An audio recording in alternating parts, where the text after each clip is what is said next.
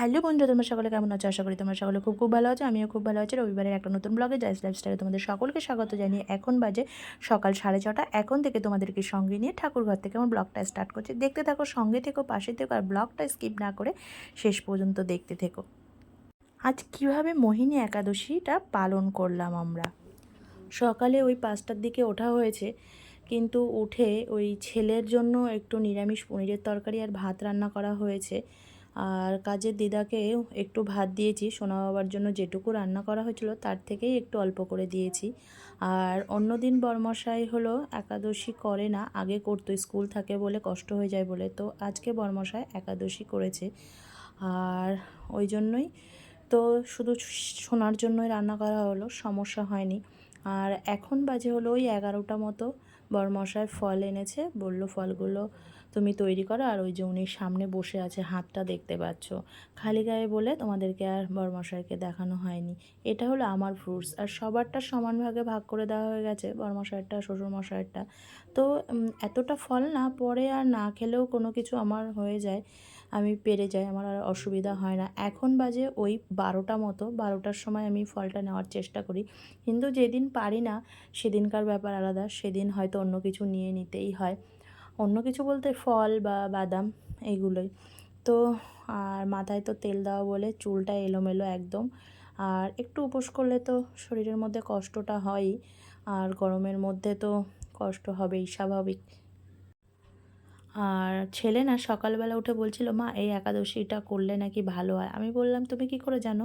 ও নিজে নিজেই মন থেকে অ্যানালাইসিস করে বলেছে, হয়তো কিছু বুঝতে পেরেছে। একাদশীটা সত্যিই করলে ভালো হয়, জীবনে অনেক কিছু পাপ ক্ষয় হয়, একাদশীর মাহাত্ম্যের বই আছে, সেটা পড়েই বোঝা যায়।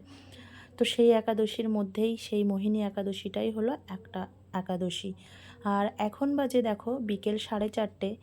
সোনা বাবাকে নিয়ে বরমশাই অ্যাবাকাসে নিয়ে গেছে 4টের দিকে। তারপরে আমি ঘরবাড়ি মুছে নিচ্ছি। আর প্রত্যেক দিন না ঘরবাড়ি মুছে মুছে আমার একটা এমন অভ্যাস হয়ে গেছে, ঘরবাড়ি না মুছলেও কেমন একটা অস্বস্তি হয়, শরীরটা খারাপ, তবুও ভাবছিলাম মুছবো না, তবুও মুছে নিলাম। আর শীতকালে তো বেলা ছোট, অতটা অসুবিধা হয় না, আর হাওয়াটা অতটা হয় না। আর গরমকালে একটু এত হাওয়া দেয়, তো ঘর বাড়ি যেন নোংরা হয়ে যায়। ওই জন্য প্রত্যেক দিন এই কাজটা করতে করতে আমার এমন অভ্যাস হয়ে গেছে যে ভাবি করব না, হয়তো ঝাড় দিয়ে নেব, কিন্তু তবুও যেন আমার মনের মধ্যে একটা খচখচ করে। একটা মানুষ অভ্যাসের দাস বলে না, সেটাই হয়েছে আমার অবস্থা। তো সব কিছু পরিষ্কার করে নিলাম। আর এই জুতোটা পরে সেদিন বিয়ে বাড়ি গেছিলাম, তো জুতোটাও পরিষ্কার করে নিয়ে ঘরে রেখে দিলাম, ফ্যানের হাওয়ায় রাত্রে শুকিয়ে যাবে।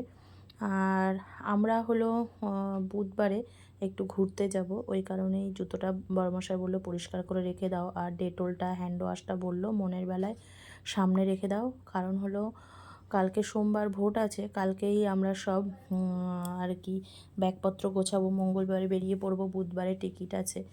সকালবেলায় যেহেতু ট্রেন আছে, ওই কারণে মঙ্গলবারে না বেরোলে হবে না, মঙ্গলবারে গিয়ে কলকাতায় একটু থাকতে হবে, যাই হোক। আর ঘরবাড়ি মোছা হয়ে গেছে। আর কাল 9:22-এর মধ্যে পারণ আছে, সকালবেলায় শাকটা তুলতে একটু দেরি হয়ে যাবে, দেরি আর কি, পুজো দেওয়া, রান্নাবান্নার কাজ, আবার ভোট দিতে যেতে হবে।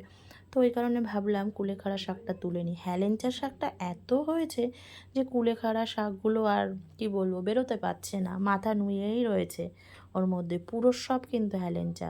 যখন গরমটা কম ছিল না, শীত শীত ভাব ছিল, হ্যালেঞ্চা একটু কম ছিল, কিন্তু এই গরমের মধ্যে হ্যালেঞ্চাটা বড্ড বেশি হচ্ছে। আর কুলেখাড়া দেখো, বললাম না, একদম অল্প, খুঁজে খুঁজে এই কটা পেলাম, আর বেশি পেলাম না। যাই হোক, একটু কাঁচকলা দিয়ে অল্প একটু রান্না করে নেব, এক ভাগের হলেই হবে, আর অন্য একটা তরকারি তো হবেই।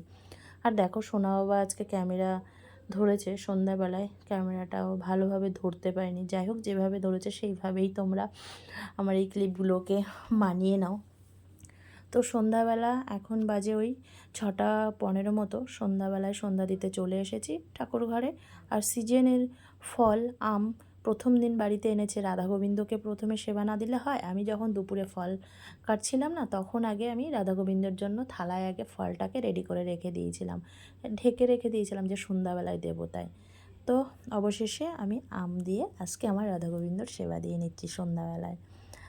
আর হলো একাদশীর দিন তো অন্নভোগ দিতে নেই, চিড়ে দেওয়া হয়, তো আজকে চিড়ে দেওয়া হয়নি, শুধুমাত্র ফল দিয়েই সেবা দেওয়া হয়েছে, কালকে আবার অন্ন দিয়ে সেবা দেওয়া হবে। আর দেখো ছেলে এমনভাবে মানে ভিডিও করেছে কি বলবো, ঠাকুরঘরে এমনিও ছোট লাইট, ও হলো ফ্ল্যাশ মারেনি, তো একদম কি বলবো দেখার মতনই ভিডিওটা। তবুও তোমরা মানিয়ে নাও, কিচ্ছু করার নেই। আর আমার একটু শরীরটা অসুস্থ, ওই জন্য একটা ধূপ তুলসী তলায় দিতে হয়, তো সেটা সোনাকে দিয়েই দেওয়ায়, কারণ আমি একবার বসলে না আর উঠতে পারি না, খুব কষ্ট হয়। তো সোনা বাবা ওই ধূপটা দিয়ে এসে আমার একটু ক্যামেরা আর কি ধরে দিচ্ছে।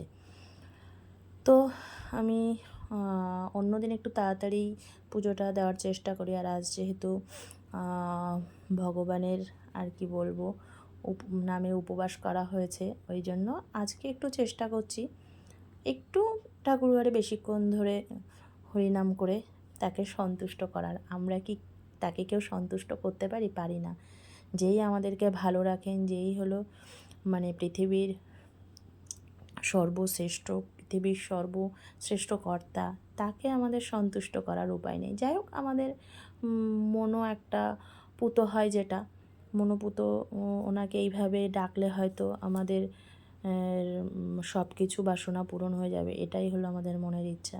তো এখন ওই 6:35 মতো এবার সোনা বাবাকে চলে এসেছি পড়াতে। সামার ভ্যাকেশনের কিছু ওয়ার্ক দিয়েছে, ও বলছিল করবে না, আবার যেহেতু বুধবারে আমরা বেরিয়ে যাব বাইরে, ওই জন্য বললাম কিছুটা করে নাও, আর সব সাবজেক্টের কাজ তো আছেই, সেগুলো বাড়িতে এসে করবে।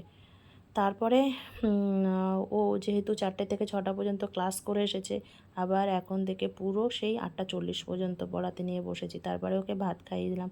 তো চলো বন্ধুরা, আজকের ব্লগটিকে এখানে এন্ড করি। আমার ব্লগটি ভালো লাগলে তোমরা সকলে লাইক, কমেন্ট, শেয়ার, সাবস্ক্রাইব করে দিও। টাটা বন্ধুরা, তোমরা সকলে খুব ভালো থেকো, সুস্থ থেকো। আবার দেখা হচ্ছে নেক্সট কোনো নিউ ব্লগে।